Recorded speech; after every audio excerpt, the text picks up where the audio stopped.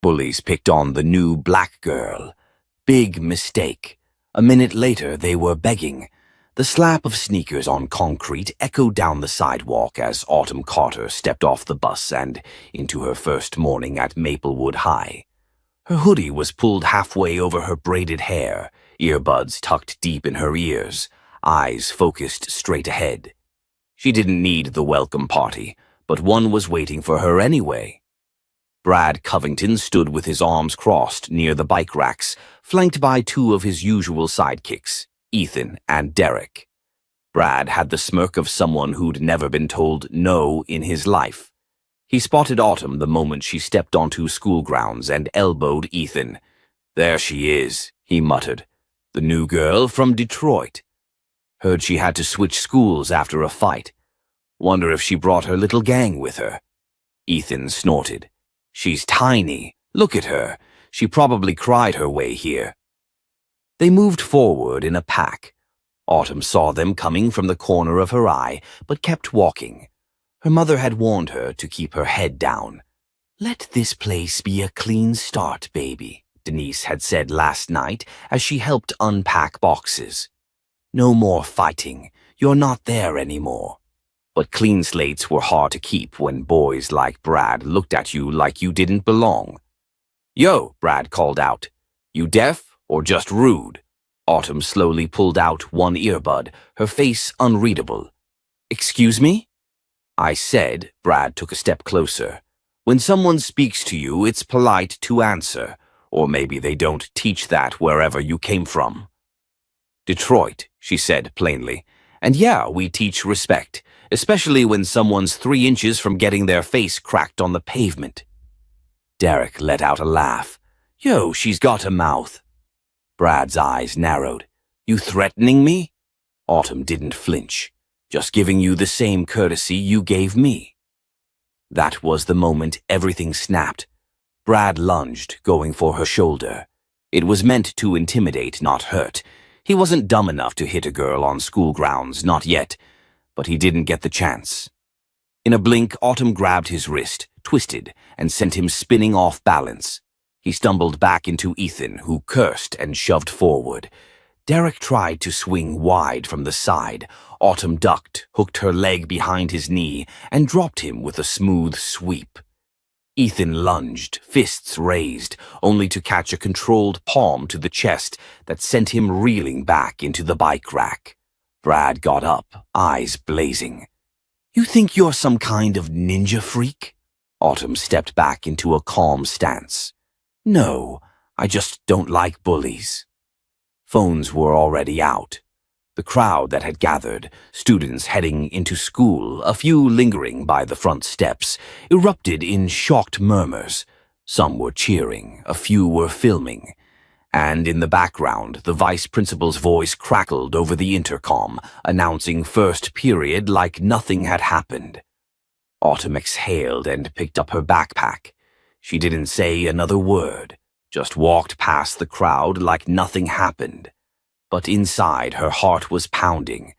That wasn't the plan. 2 hours later, Autumn sat outside Principal Anderson's office, arms folded, face neutral. She could hear the low murmurs from inside, probably Brad's parents and someone from the district. Her mother hadn't arrived yet. The secretary, a silver-haired woman named Ms. Lyle, gave her a sympathetic glance. "You doing okay, hon?" Autumn nodded, but her jaw was tight. The door finally opened. Principal Anderson, tall, mid-50s, with a shaved head and deep lines around his eyes, gestured for her to enter. She walked in and sat. Her mother, Denise, had just arrived and looked rattled. "Autumn," she hissed, "what did we say about this?" "It wasn't my fault," Autumn said calmly. Mr. Anderson raised a hand. "Let's get the facts first." Brad's father, a broad-chested man in a tailored suit, stood near the window. His expression was pure contempt. "That girl assaulted my son and 2 other boys in broad daylight," he snapped. "They could have been seriously injured." Mr. Anderson turned toward Autumn. "Tell me what happened. From the beginning." She did, without exaggeration, without heat. Just the facts. When she finished, Mr. Anderson rubbed his temple. We've reviewed the footage from student phones. It aligns with your version of events. You acted in self-defense. Mr. Covington sputtered. Self-defense. She took down 3 boys like she's trained for combat. Autumn met his eyes. Because I am. The room fell quiet. I used to compete in youth MMA circuits. She added, but I stopped after. Some things happened. I didn't want to be that girl anymore. I just wanted to blend in. But you didn't run, Denise said softly. Autumn's eyes didn't leave Mr. Covington's. Not this time. Principal Anderson leaned back in his chair. There will be no punishment. However, I will be requesting a review of our student code of conduct regarding harassment. And, Mr. Covington, I suggest you speak to your son about respect. Brad's father stood abruptly. This isn't over. No, Anderson agreed, but it should be. When he left, slamming the door behind him, Denise looked at her daughter and sighed. I told you not to draw attention. I know, Mama, Autumn replied, but what was I supposed to do? Let him grab me? Denise shook her head, but not in disappointment. There was pride hidden beneath the worry. You always had fire, she said. Guess I should have known it'd follow us here. Later that afternoon, as Autumn walked to her locker, something unexpected happened. A girl approached her. Short, Latina, maybe a sophomore. Hey, I'm Riley. That thing you did, that was badass. Autumn blinked. Thanks?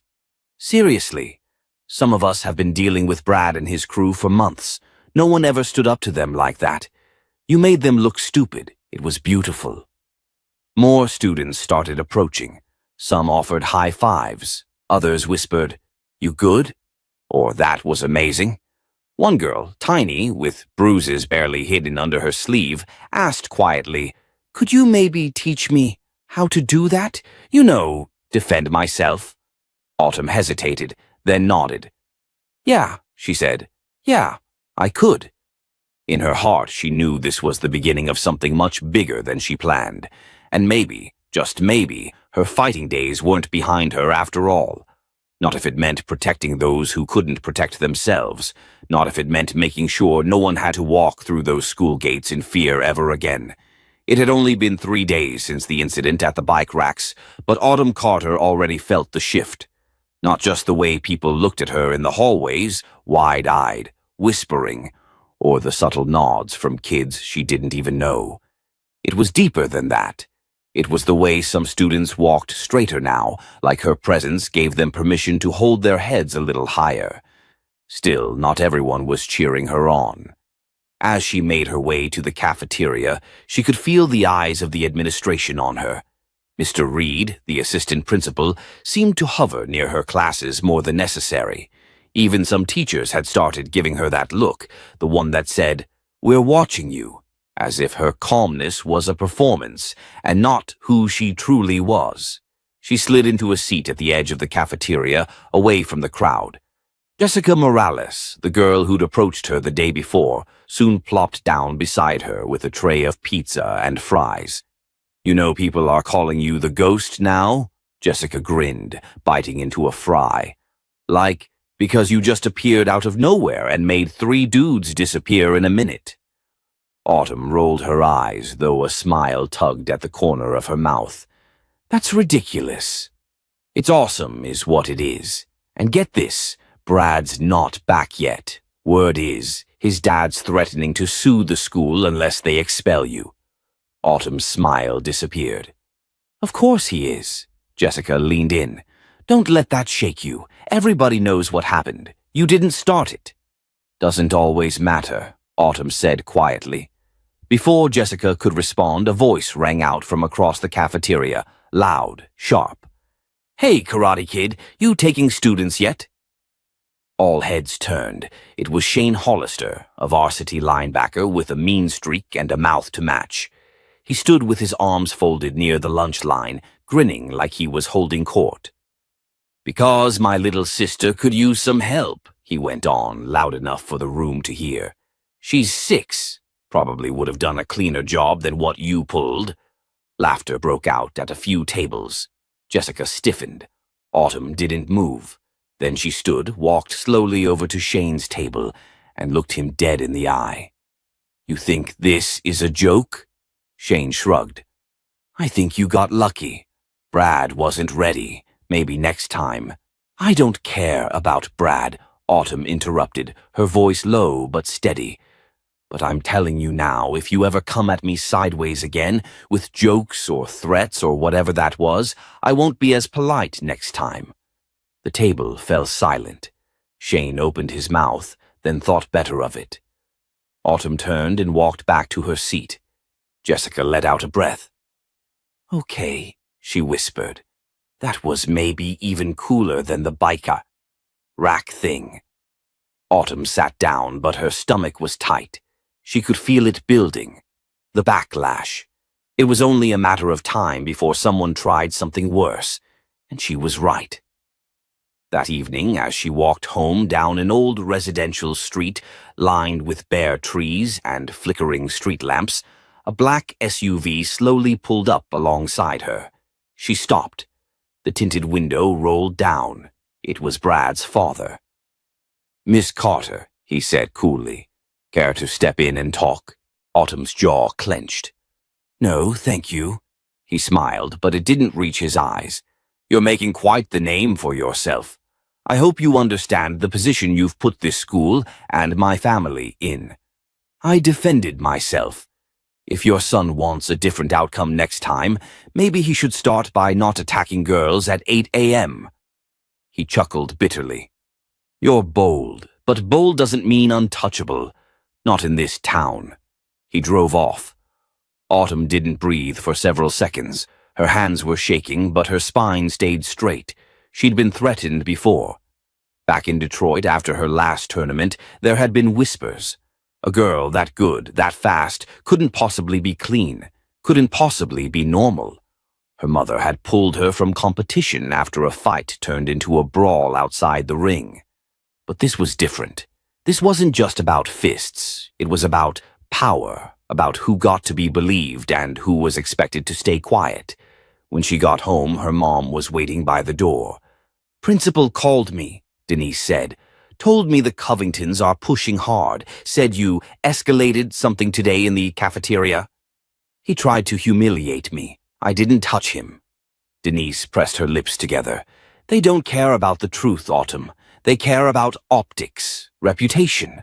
Autumn looked at her mom, eyes shining. "So what do I do? Stay quiet? Let them bury me?" "No," Denise said softly. "You stay smart." The next day, Autumn sat alone again at lunch. But this time, a new figure approached. Coach Darnell, head of the school wrestling team, dropped into the seat across from her. He was in his 40s, built like a truck, and rarely smiled. "You really trained under Leon Davis?" he asked. Autumn looked up, surprised. "You know him?" "I was at Nationals when he took that belt in 2004.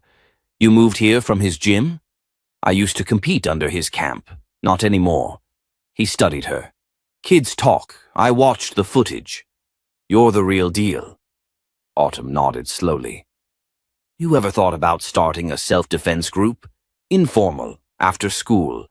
Not sanctioned yet, but if it picks up, I could help you get approval." She blinked. "Why would you help me?" He glanced around the cafeteria.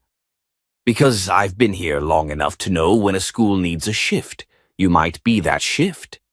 Autumn hesitated. "I don't want this to turn into a spectacle." "It already is," he said. "You can either let the story be written about you, or write it yourself." That night, Autumn sat in her room staring at the ceiling. For the first time in months, she didn't feel like she was running from something. She felt like she might be running toward it, and for the first time, that didn't scare her. Not one bit. The gym was silent except for the rhythmic thud of fists against a heavy bag. Autumn moved like a metronome, each strike measured, precise, and powerful. Sweat ran down her brow, but her eyes stayed locked on the leather. She wasn't just training. She was sharpening. After what happened with Brad, after the encounter with his father, and after Shane's cafeteria mockery, she knew things were shifting. and the storm was coming fast. Across the room, Coach Darnell leaned on the wall, arms crossed, observing quietly. He'd opened the weight room early for her. No questions, no speeches, just respect. And that was rare in this town. "You're holding back," he finally said. Autumn stopped. Her shoulders rose and fell with her breath. "I'm being careful." Careful's how people like Brad end up thinking they can win. You want to stay safe, you play smart, but you don't ever dim your fire to make people comfortable. Autumn grabbed a towel and sat on the bench. "Coach, why are you really helping me?" He looked at her for a long moment. "Because I've seen girls like you come and go. Strong, brilliant. But this system, it eats kids like you. You're not the first black girl to walk into this school and threaten the status quo. You might be the first who can actually survive it." Autumn didn't respond. She didn't have to. The silence between them said enough. But while she was gaining power in the gym, outside those walls, the game was changing. At lunchtime that day, whispers followed her like shadows. A rumor had started, one that she forged medical records to enroll, another that she'd been kicked out of her last school for assault. None of it was true, of course, but it didn't matter, because lies traveled faster than any truth ever could. She pushed open her locker after English class and found a note taped inside. "Go back to Detroit. We don't need your kind here." Her fingers crumpled the paper into a tight fist. That night at dinner, her mom noticed the tension. "You haven't said a word since you got home." "Rough day?" Autumn hesitated, staring at her pasta. Then she sighed. "They're trying to break me. Not just Brad or his goons. Everyone. The teachers who look through me, the whispers, the lies. Like I'm some threat just for existing." Her mom reached across the table, touching her hand. "You are a threat," Denise said calmly, "but not for the reasons they think. You're everything they're afraid of. Smart, strong, unshakable." Autumn smiled faintly. "I don't feel unshakable." "No one does. Not even the heroes. They just keep showing up anyway." Later that night, Autumn sat by the window with her phone. Messages were coming in faster than she could keep up with. @Brad47 posted a video. "New girl's got anger issues. Maybe she needs a vacation or therapy." Underneath, comments flooded in. "She's probably on steroids." "Bet she snapped a neck back in Detroit. Thinks she's Ronda Rousey. LOL. Autumn stared at the screen, numb. Then a new message popped up. It was from a private account. No profile pic, just one sentence. "You want to fix this? Meet me at the East Bleachers. Midnight." She narrowed her eyes. This could be a trap, or it could be what she needed. Either way, she was done playing defense. At 11:59 p.m., Autumn pulled her hoodie over her head and slipped out the back door. The night was still, but the tension in her chest roared. When she reached the bleachers, a figure stood waiting in the dark. It was Shane. Not in his usual bravado. He was alone, hands in his pockets, jaw tight. "You showed," he said. "You're the one who called me out. So say what you came to say." He looked down for a moment, then back at her. "I was there when Brad's dad came to the school. Heard him tell Principal Knowles that either you get expelled or the Covington Foundation pulls funding." Autumn's face didn't change, but inside, her heart pounded. "They're pushing hard," Shane continued. "But here's the twist. Knowles, he's not on their side, not fully. He wants things quiet, but he's not stupid." "Why are you telling me this?" "Because I saw the footage. Brad got what he deserved. And honestly," Shane sighed, "I'm tired of being part of their little game. They've got everyone scared, even staff. But you," he shook his head, "you're not scared. You don't know me." "No," he said, "but I want to." She raised an eyebrow. "I mean, I want to help," he added quickly. "Things are gonna escalate. And you're gonna need allies. People who know how the system works from the inside." She didn't answer right away. Finally, she nodded. "I don't trust you." Fair. But I'm listening. And just like that, the game shifted again. The next morning, a firestorm hit. Autumn arrived to school to find posters everywhere, photocopied images of her face, captioned with the words, unstable, violent, dangerous.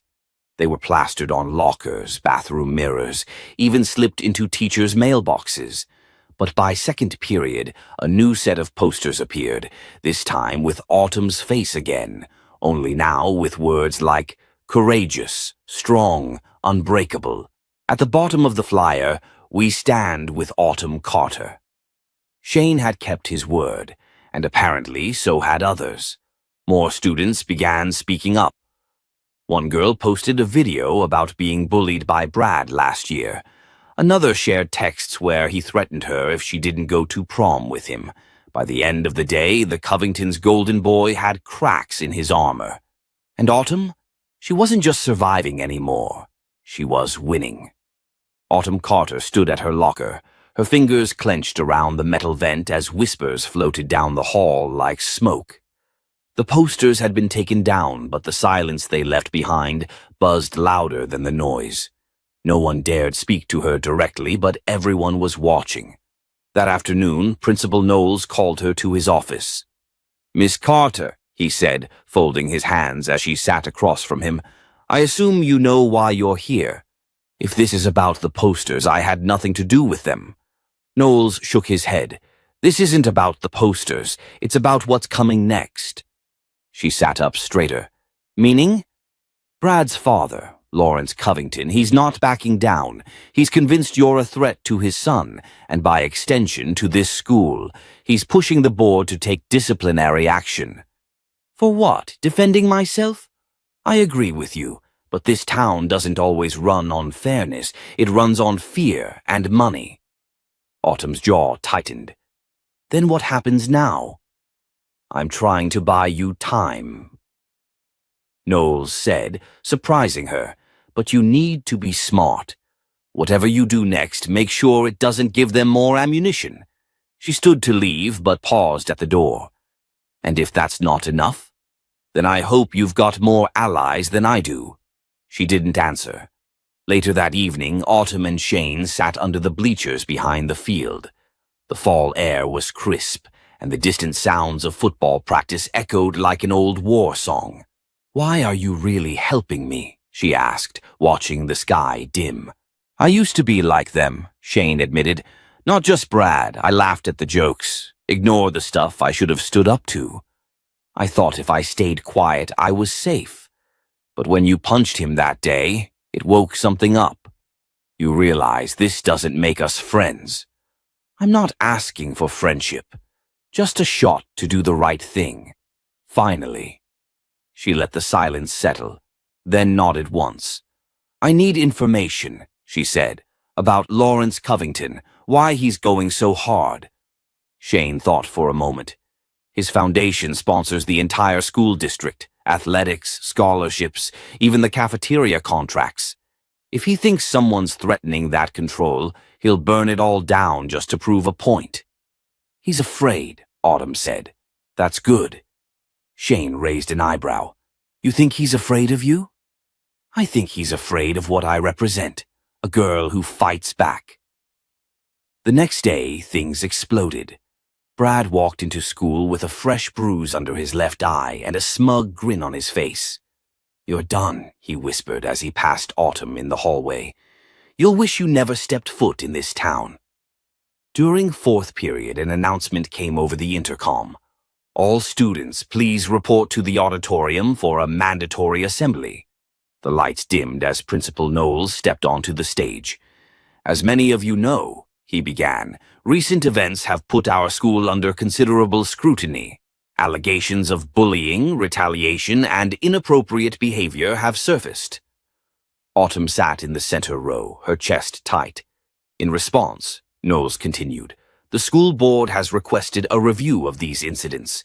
Until then, the following students are being placed under investigation and temporary suspension." A murmur swept the room. Bradley Covington, Tyler McCree, Marcus Henderson. Gasps echoed as the boys stood, red-faced and furious. Autumn turned slowly toward Shane, who sat a few rows back. He gave her a subtle nod. After the assembly, chaos erupted in the hallways. Brad cornered Shane near the gym. "You little snitch," he growled. "You think this changes anything?" "I didn't snitch," Shane said calmly. "I told the truth." "Big difference. You don't know what you've started." "Neither do you." Meanwhile, Autumn found herself pulled aside by Mrs. Langston, the AP English teacher known for her sharp tongue and a sharper memory. "Autumn," she said, her voice low. "Word is you're not just some tough girl from Detroit." Autumn didn't flinch. "You hear a lot of words in this place." Langston smiled knowingly. "Be careful. When people start seeing you as a threat, they don't just fight you, they try to erase you. What would you do?" "Me?" Langston chuckled. "I'd give them a reason to remember my name." That night, Autumn couldn't sleep. She opened her laptop and began writing. Not an essay, not a speech, but a letter. A statement, her story. She wrote about being followed in the halls, having her food dumped, being humiliated in front of a crowd. She wrote about the power dynamics, the silence from staff, the whispers of corruption.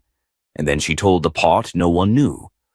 "I am a national youth MMA champion. I trained for years not to fight, but to never be a victim again. I didn't come here to cause trouble, but I won't apologize for surviving it." She posted it anonymously to the school's online forum and closed the laptop. By morning, the letter had gone viral. Students shared it. Teachers whispered about it. Even the news picked it up. But what Autumn hadn't expected was what happened next. During lunch, a girl named Jada, quiet, invisible to most, stood up in the cafeteria and raised her phone. "This is my story," she said. "Last year, I told the counselor Brad followed me home. She told me to stop dressing provocatively. She never filed a report." Then another student stood, and another. One by one, they began to speak. By the time Autumn walked out of the cafeteria, her hands were shaking, not with fear, but with fire. This wasn't just her battle anymore. It was a reckoning. The day after Autumn's letter went viral, Lincoln High didn't feel like the same place. There was a crackle in the air, like the moment before a thunderstorm hits. Whispers no longer followed her in shame. They floated with curiosity and awe. And most importantly, people were talking. Not just about her, but about everything that had been bubbling beneath the surface for years. But not everyone was impressed. By third period, Lawrence Covington stormed into the school with his silk tie whipping behind him like a flag of war. He bypassed the front desk, burst into Principal Knowles' office, and slammed the door so hard that the glass rattled. "My son is being persecuted," he snarled, "and your school is about to pay the price." Knowles didn't flinch. "Brad is under investigation, Mr. Covington, for multiple credible accusations. From some anonymous girl who thinks she's better than everyone. From a dozen students, all independent, all aligning. You know who I am, what I fund, what I control. You know what happens if you don't make this go away?" Knowles leaned back in his chair, steady. "Then maybe it's time you ask yourself what happens if I don't." Outside, Autumn had been summoned to the counselor's office, not by request, but demand. Ms. Tannen stood waiting, stiff like she was trying to pretend this meeting was standard procedure. "Have a seat, Autumn." She did. "I understand you've been expressing some concerns lately." Autumn tilted her head. "Concerns? Or the truth?" Tannen sighed. "What you wrote has caused quite a stir. Parents are calling, reporters are sniffing around, and the board, well, they're not happy. With me? With the school, but you're the lightning rod." Autumn didn't blink. "I'm not afraid of lightning." "Let me be clear," Tannen continued. "If this escalates further, it could affect your academic record, your eligibility for scholarships, college admissions." So I should stay silent so they don't mess with my future? I'm saying be careful how you proceed. Autumn stood. You're not worried about my future. You're worried about your job. And she walked out, heart pounding but steady. Later that day, as she was leaving her last class, Shane caught up to her. You need to see this, he said, pulling out his phone. He opened a video. The footage was grainy, taken from a hidden angle but unmistakable. Brad and his friends standing behind the gym, circling a smaller student. Isaiah Miller, a freshman. One of the boys shoved him. Brad laughed and pushed him again. Then a punch. The kid stumbled to the ground. Laughter. Autumn stared at the screen, her fists tightening. When was this? Last week. Someone just sent it to me. Said they were too scared to go public. We're not waiting. We take it to the board. And the media. Shane hesitated. Are you sure? It could blow everything up.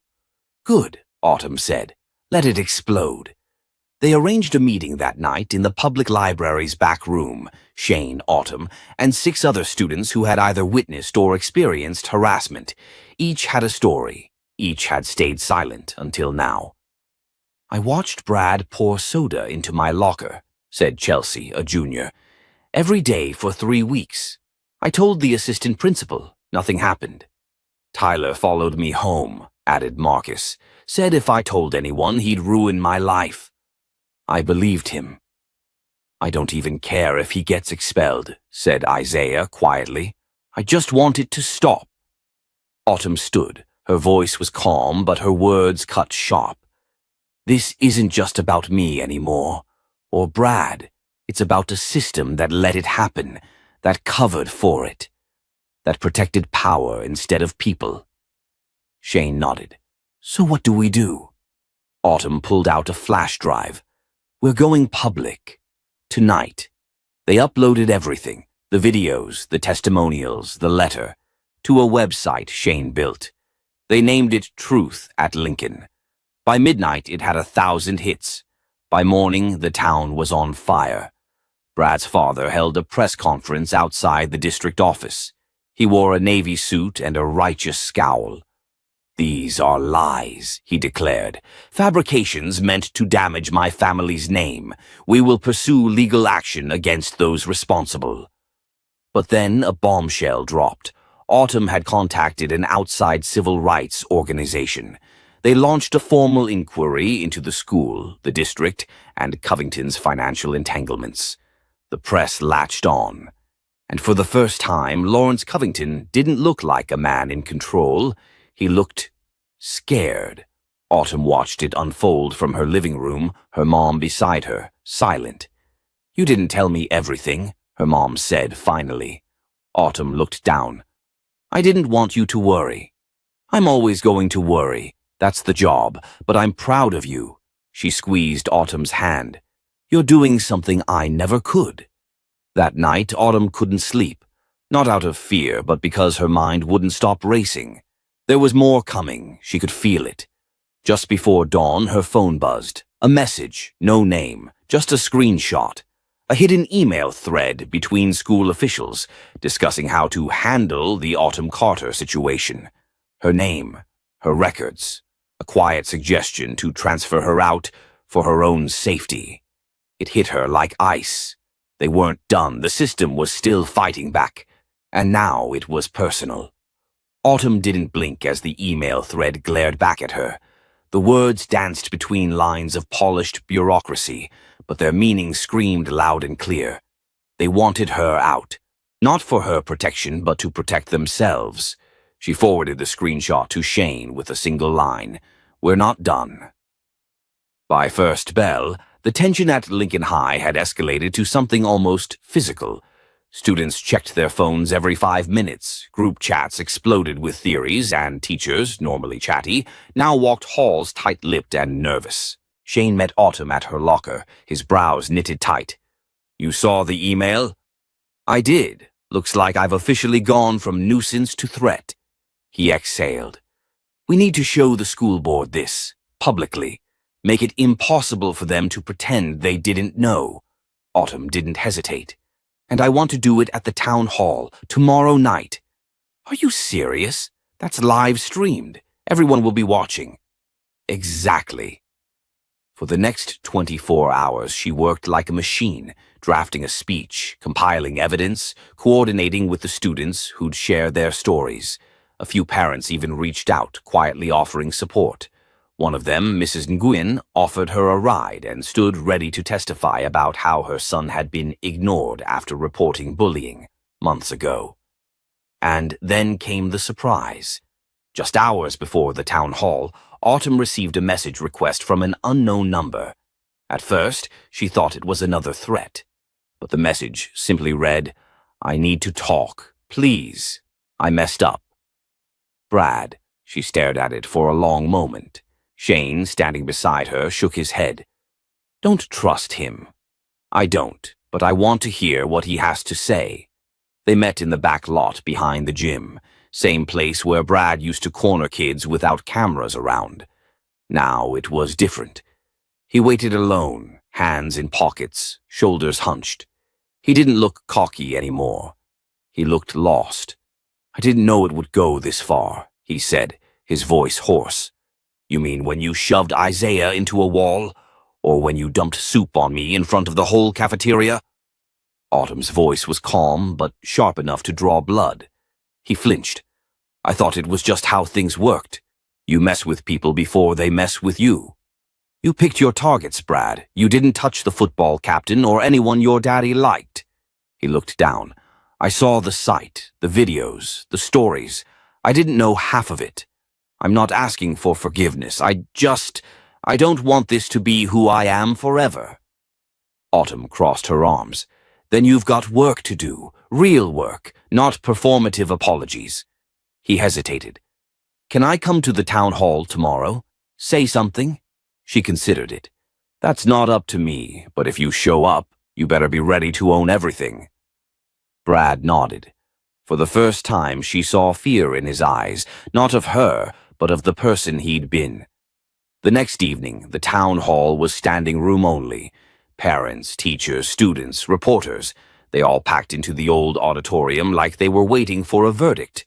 The school board sat stiff at the long table in front, their expressions blank, their hands nervously clasped. Autumn stepped up to the microphone. "My name is Autumn Carter. I'm a junior at Lincoln High, and I've spent the last 3 weeks living through something I wouldn't wish on anyone." She spoke clearly, her voice unwavering. She recounted everything: the bullying, the silence from teachers, the threats, the institutional gaslighting. Then, with a deep breath, she pulled out the printed emails. "These are from your own staff. You knew what was happening. You called me a disruption and planned to transfer the problem. I am not the problem. The system is." A hush fell over the room as Shane queued up the video of Isaiah being assaulted. Audible gasps rippled through the crowd. A woman in the front row covered her mouth. One board member visibly swallowed. Autumn paused.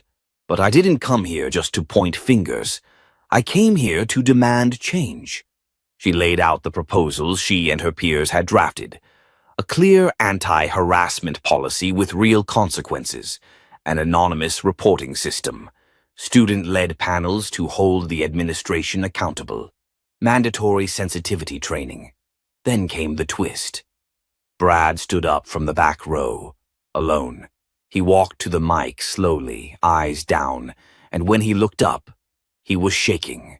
"My name is Brad Covington. I'm part of the problem." The room froze. "I bullied students. I used my last name like a shield. I knew people were afraid to speak up because of me, and I liked it. I didn't just fail as a person. I helped keep a whole system broken. And I'm sorry." The silence was heavy. Then a voice, Marcus from the library meeting, stood up. "Then help us fix it." And just like that, the room shifted. It didn't absolve Brad, but it cracked something. That night, the board adjourned early. They promised to meet in emergency session. Outside, as reporters swarmed and cameras flashed, Autumn stood quietly by the flagpole. Her mom found her there. You shook the ground tonight. Autumn looked up. It's not over. No, but the ground is moving. And it was, not just for her, but for every student who'd ever felt small. For once, Lincoln High felt like it was listening. Autumn sat in the back of her mother's car, staring out the window at Lincoln High, now bathed in early morning fog. The night before still clung to her skin, the lights of the town hall, the electric hum of hundreds of people watching, the tremor in Brad's voice when he confessed. She hadn't slept, not because of fear, but because of everything that came next. The school board hadn't responded publicly yet, not a word. But the story had exploded overnight. Local news had already picked up clips from the live stream. The hashtag #StandWithAutumn was trending. Students were tagging their own stories. Teachers at other schools had started speaking up. As Autumn walked into school, the halls went quiet again. But it wasn't the same tension. People weren't avoiding her. They were looking. Some nodded. Others smiled. A few kids she didn't even know gave her a quick thumbs up before hurrying past. Shane met her at her locker, holding his phone like it was radioactive. They're having a closed-door meeting right now. Emergency board session. Parents are camped out in front of the administration building like it's a protest. It is a protest, she said. But just as quickly as momentum had built, something cracked the air. Her phone buzzed with a push notification. School board releases statement. Carter suspended for breach of protocol. What? Autumn's voice dropped. Shane blinked. No way, that can't be real. But it was. The statement, cold and sterile, accused Autumn of disrupting school order, violating privacy by sharing video evidence, and organizing unsanctioned gatherings. It framed her town hall speech as reckless behavior that endangered students' safety. It was signed off by the superintendent.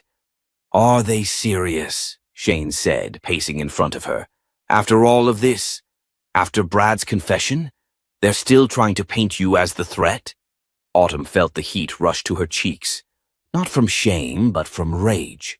Her breath trembled in her chest, her fingers curling around her phone like it was a weapon. And then her mom called. Autumn, I just got the notice.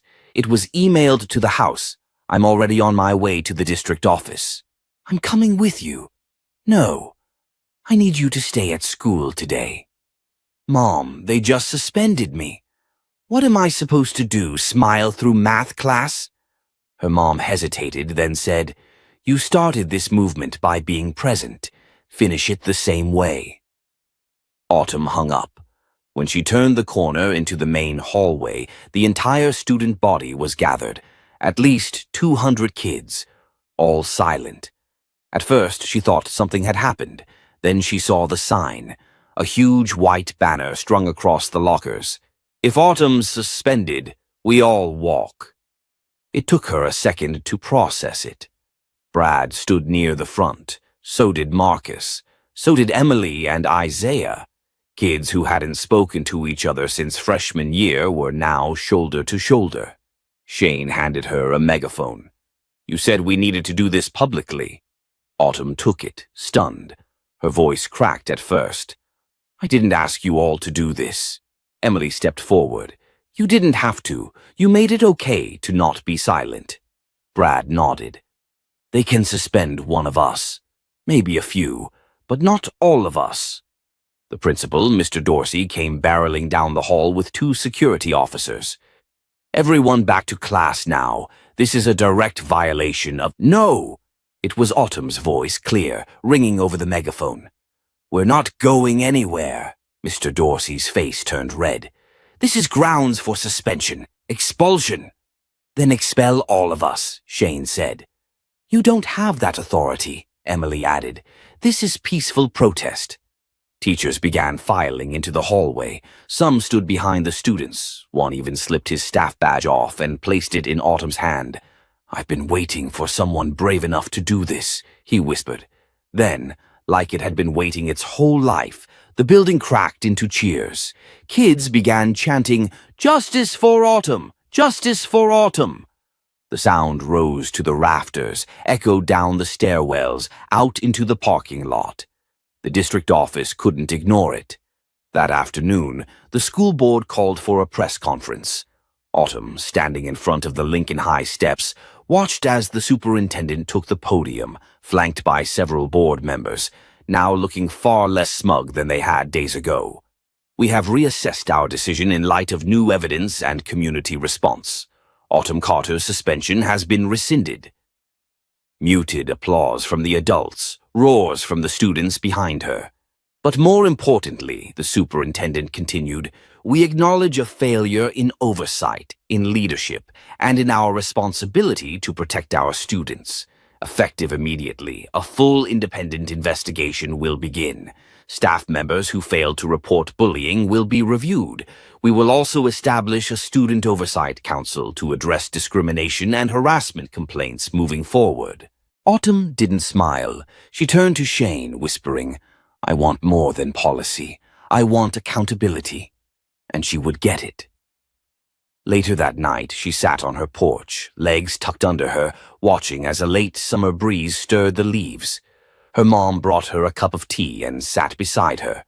"I'm proud of you," Autumn exhaled slowly. "It's not over."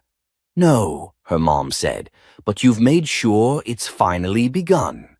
The auditorium at Lincoln High had never been this full, not even for graduation.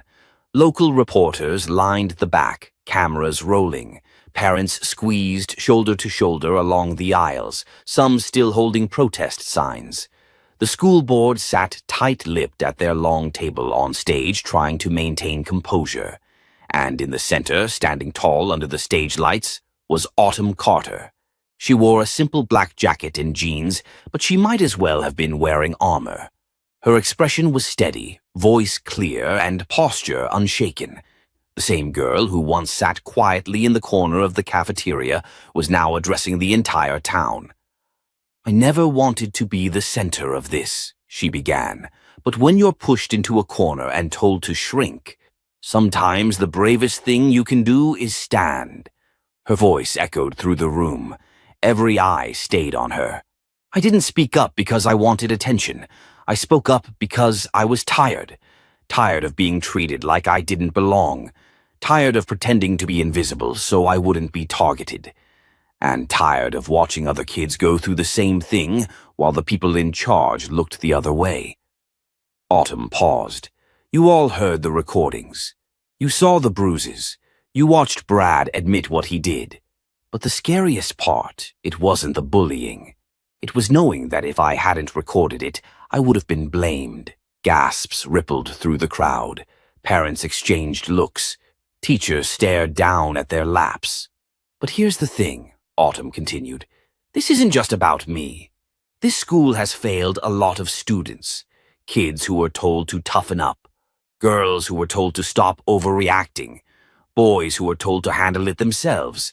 And students of color who were told to stop playing the race card." She stepped forward. "We're not asking for special treatment. We're asking for fairness, safety, a chance to come to school without fear."